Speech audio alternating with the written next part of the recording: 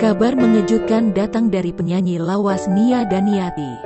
Pasalnya, putri kandungnya yang bernama Olivia Natania dilaporkan ke Polda Metro Jaya terkait dugaan kasus penipuan CPNS. Olivia Natania diduga lakukan penipuan bermodus menawarkan pekerjaan sebagai pegawai negeri sipil alias PNS.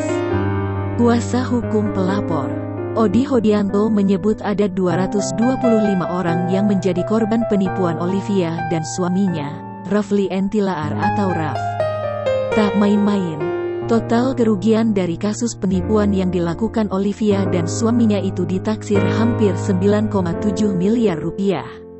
Menurut Odi, Olive dan suaminya melakukan aksinya dengan memberikan iming-iming akan meloloskan jadi PNS tanpa melalui tes.